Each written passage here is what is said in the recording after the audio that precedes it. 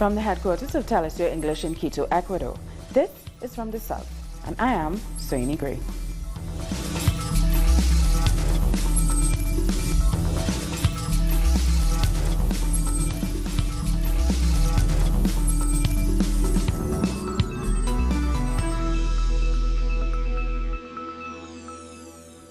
In Brazil, pre-election tensions are heating up once again, with just over 2 weeks to go to the runoff votes. Thousands of Brazilian youth marched on Thursday night against the right-wing presidential candidate Jair Bolsonaro. They say his rhetoric has encouraged an increase in violence against opponents. The protesters in Sao Paulo chanted "Ele now" or "Not him," and carried placards saying "My country is not for sale."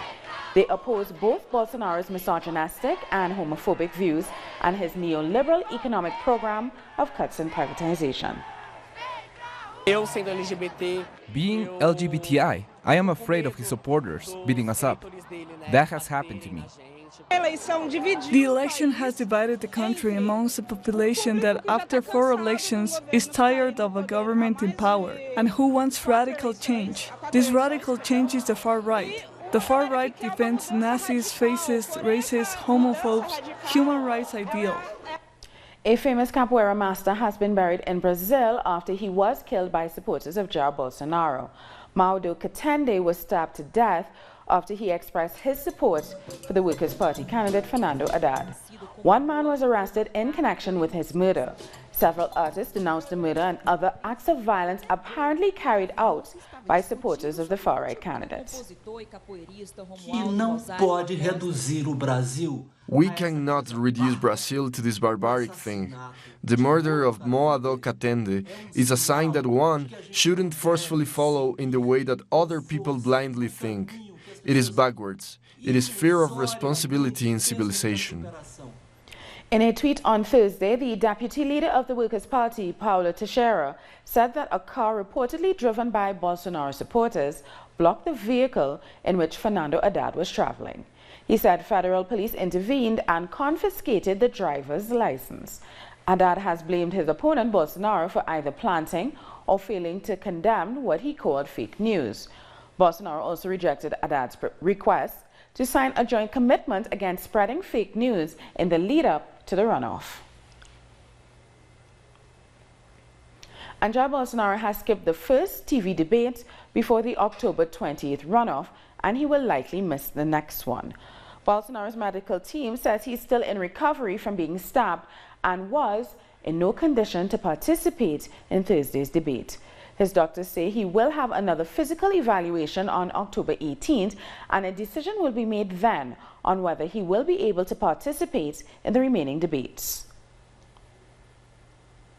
But Bolsonaro did manage to show up for his first public event since the first round of the election took place in Brazil. He spoke at a news conference in Rio de Janeiro and promised to unify the country if he wins in the second round. We will unite Brazil, white and black, gays and heteros, fathers and sons, north and south, men and women. We'll unite our Brazil and pacify it. Another social leader has been killed in Colombia, this time in the Putumayo region. The leader of a farming association, Otto Valenzuela, was shot dead allegedly in his home. His murder was reported immediately, but the police said they couldn't get to the area. The UN High Commissioner for Refugees in Colombia has condemned the killing. 4 social leaders and 3 indigenous leaders have been murdered in less than 48 hours. Our correspondent, Paula Fernandez, tells us more. Killings of social leaders continue in Colombia. 170 leaders have been murdered since the beginning of 2018. The last case has been reported in the department of Putumayo, where campesino leader Otto Valenzuela has been killed. He was a pioneer in the promotion of the replacement of illicit crops. There is outrage in the area since they say the community called authorities and they were told there were no police forces to come so far away. The victim was also a relevant figure in the organization of the community to fight for their rights. The UNCHR mission in Colombia has urged the government to take measures to protect social leaders in the country. Colombian farmers are supporting the national program for the substitution of illicit crops. However, it seems that the implementation of the program could be at risk. Close to 80,000 families, part of the integral national program of substitution of illicit crops, are facing uncertainty. They say the government of Iván Duque hasn't paid attention to the program. With the previous government, we discussed about the volunteer eradication of illicit crops by implementing the program in different departments and municipalities of the country. Since then, we have been in standby. We have with the new government. Former President Juan Manuel Santos said that the budget for this program was approved, but reality seems to be other. For 2019, we need a budget of 2.5 billion Colombian pesos, but the government is assigning a small budget for this and also for the integral agricultural reform. We will need an additional amount.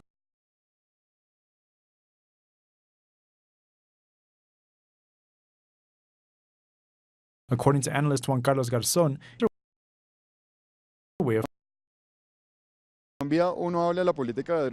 in Colombia, people talk about drug policies, but the country does not really have one. We have a bunch of tools used independently.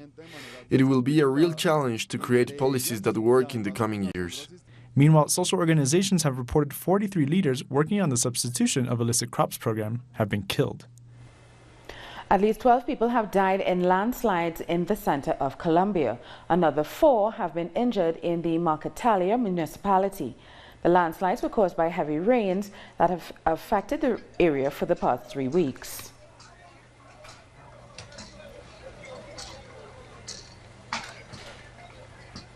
The Venezuelan president, Nicolas Maduro, has accused the United States of ordering the Colombian government to assassinate him.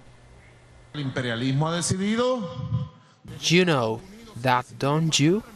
They have given the order from the White House to kill Maduro. Not a hair will touch me because God protects me and protects the people of Venezuela. And they have given the oligarchy of Bogota the task of killing me. President Maduro was speaking at the closing ceremony of the Workers' Congress, where trade unions and workers from various sectors presented proposals to help boost the economy. I come to ask workers that all these proposals help inform that 2025 homeland plan for the working class and keep it alive. Once and for all, brothers and sisters, I believe that this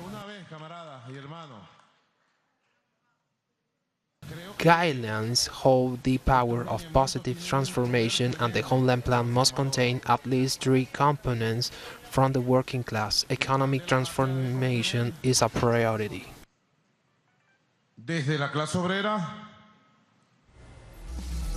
We'll take a short break now and we'll have more news in a bit.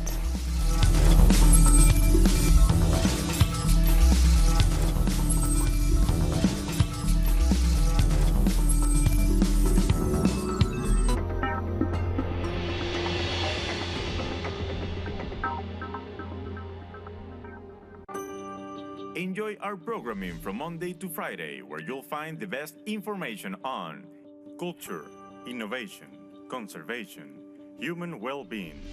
Keep up to date on the latest innovations in science and technology with Atomun. The habits and knowledge you need to live a healthy lifestyle are on Guide Your Body. Environmental consciousness is required to preserve our Earth. Undergo your transformation on Green Zone. All about equity, diversity, and respect for identities on By Gender.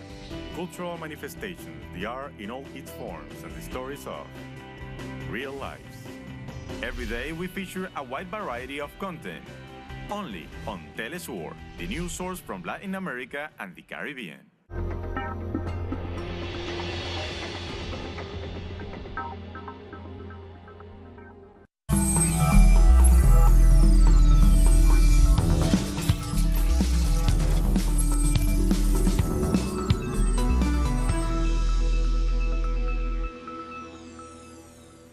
For many indigenous peoples in Latin America and the Caribbean, the 12th of October is a day of resistance.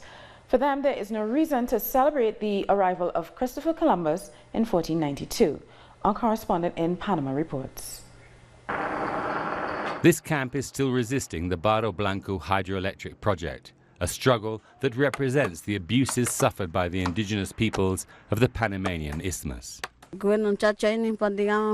have violated our rights with this project. We want our peoples to be free. We want our children to have the right to live well. And with this, it is not possible. We want to be respected and be treated like people. In addition to the hydroelectric projects, the more than 7 indigenous peoples of this country also condemn labor, exploitation and other abuses. We emphasize that our rights have been violated. The right to childhood, the right to family. All those rights have been brutally violated for our Ngabe people. The rate of poverty among the indigenous communities in Panama is as high as 98%, in addition to high levels of malnutrition and disease. For these peoples, their rights continue to be constrained. For us, it should not be celebrated, because we will be celebrating the spilling of innocent people's blood, who lived in a free and peaceful America. Before 1492, our people existed, so there was nothing to discover. It is a fallacy to speak of a celebration when there must be mourning because innocent Ngabe Bugle people died. If the problems continue, these communities warn that they are willing to die to defend their rights and their dignity. Bolivia's President Evo Morales has announced workers will receive a double bonus at the end of the year. Morales said economic growth can guarantee the double bonus that will be paid to public and private workers. The bonus is called Effort for Bolivia, a recognition for Bolivian workers. With just a few days to go until the Vatican declares Monsignor Oscar Romero a saint, social movements in El Salvador are demanding justice for his murder in 1980. They want those responsible to be brought to trial. The Catholic faithful in El Salvador, along with human rights organizations, unions and citizens in general, are demanding that a judge in the capital speed up the criminal case against the murderers of Monsignor Romero. We haven't been able to move forward with the case. We have talked to the judge about this and he told us he has too much work. Monsignor Romero was killed on March 24, 1980, as he celebrated Mass in the Church of Divine Providence in San Salvador. A truth commission set up under the peace agreements attributed the murder to death squads commanded by the now deceased Army Major Roberto Dobson. There is an absence of justice for 38 years. The state has neglected the victims of the armed conflict. And I say victims because Romero is the first of those victims of the savage repression carried out in the 70s and 80s. 3 days ahead of his canonization by Pope Francis in the Vatican, the plaintiffs say the sanctity of Romero will not be complete until those who took part in his murder are brought to justice. The judge should issue a formal request for Interpol to locate and deport Captain Álvaro Saravia. That is one of the demands being made. Another is to take steps to reconstruct the crime in which Monsignor Romero was killed. Although there is joy at the canonization of Monsignor Romero on October 14th, the impunity enjoyed by his murderers leaves an unpaid debt of justice and reparations.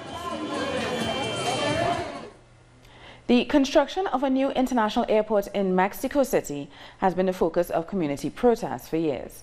Now, members of the transition team for the president-elect, Andrés Manuel López Obrador, have been to listen to the affected residents.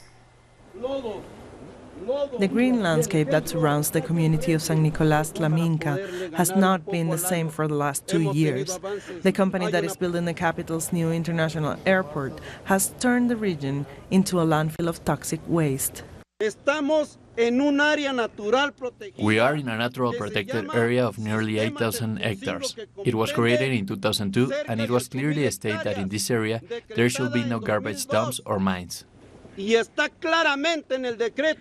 People in the surrounding communities made clear to the transition team that they are opposed to this project. They said it has only brought devastation. Lagos sí, aeropuerto no. Lagos sí, aeropuerto no. Mines and quarries, many of them illegal, has caused irreversible damage to the environment. It has destroyed flora and fauna endemic to this central region of the country. The environmental impact study for the airport said there will be 16 mines, but in the reality there are more than 160 authorized mines, plus all the illegal ones. President-elect Andrés Manuel López Obrador promised to listen to all the parties involved in the building of the airport, a project which has already cost more than $13 billion. They tell me there is no provision for an inquiry in the law. No, there isn't. But if you ask my opinion, I would like to have an inquiry. The local communities have stood firm in saying that suspending construction is the only way out of this conflict, which could mar the government of López Obrador from the start.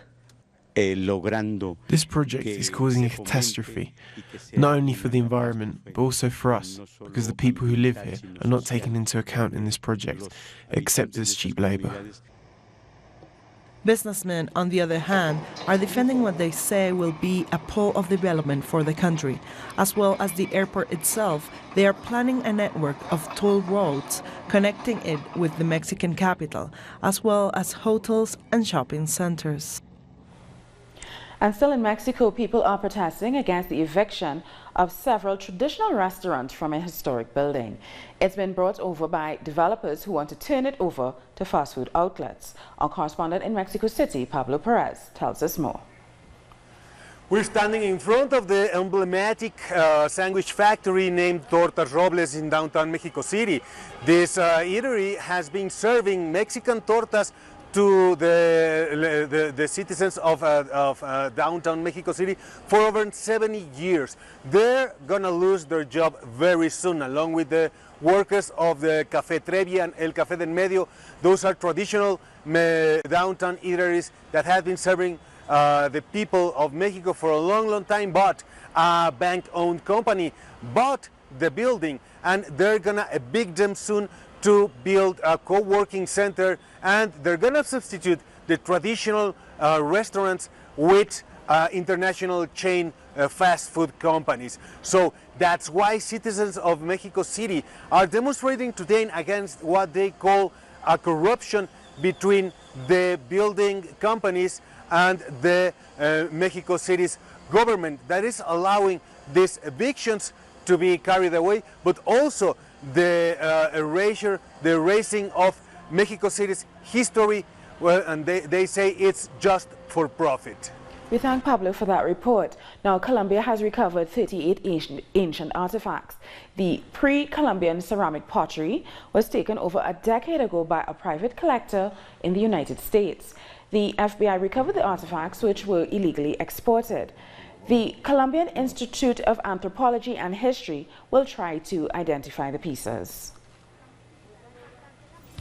And we'll take a short break now with news when we return.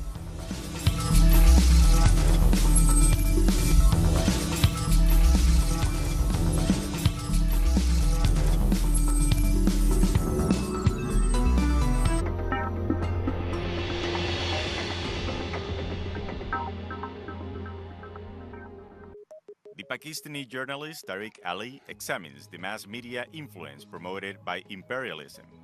Get access to the analysis of the socio-economic and political life of the whole South America on our screen and platform in English. A critical place committed to the truth to determine the major events that transform the world today. Mondays, only on Telesur.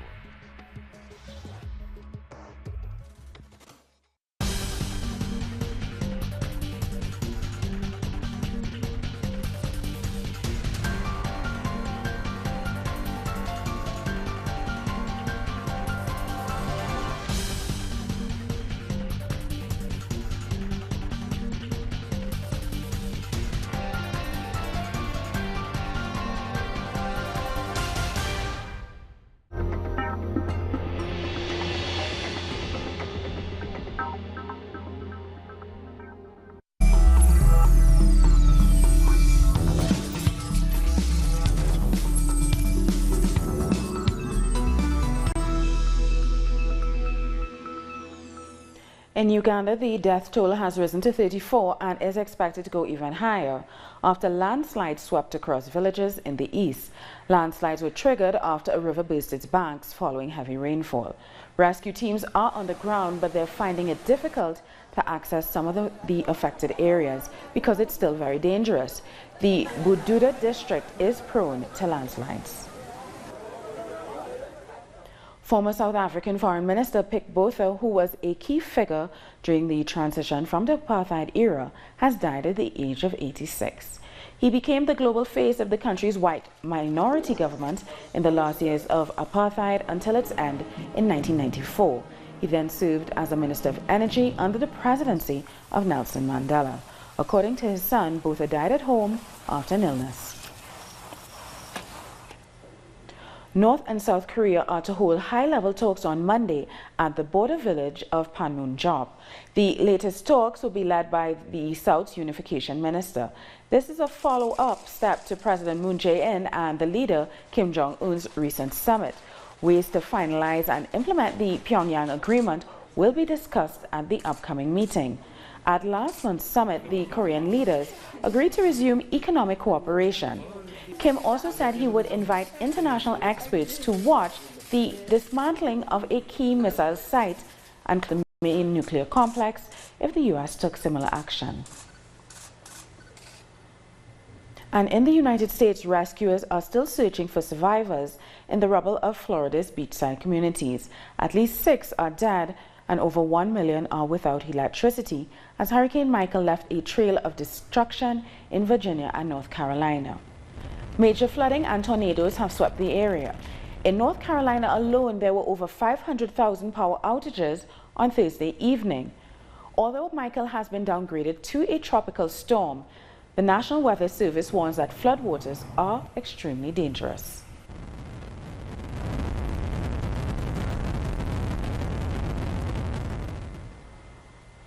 And now let's take a look at what else is happening around the world. Hundreds of mourners have gathered to pay respect to the Bulgarian TV journalist Victoria Marinova at her funeral. She was raped and murdered Saturday in the Bulgarian town of Rus. German authorities are set to extradite a 20-year-old Bulgarian suspect.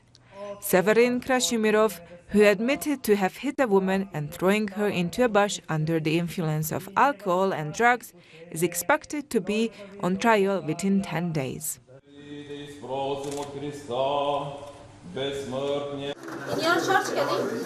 Afghanistan is set to deploy biometric verification machines for the first time in the elections to curb voting fraud. In the capital, Kabul, where a fifth of the population lives, authorities want to avoid people to vote more than once. It was a last-minute decision to try to distribute the devices to more than 5,000 polling stations, and critics fear they will fail to work or won't arrive in time. The votes will not be valid from our Commission's perspective, and any ballot paper which does not contain biometrics sticker number, the Commission will not accept those papers. A high-speed train with 510 passengers had caught on fire in Germany. But no injuries have been reported. At least 2 train cars caught on fire early morning en route between Cologne and Munich, but all passengers managed to leave unharmed. The cause of the fire is not yet known.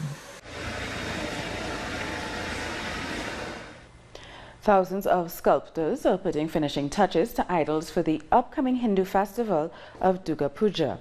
The sculptures of the goddess Durga will be central to the celebrations. The profession has long been male-dominated, but some women idol makers are defying tradition.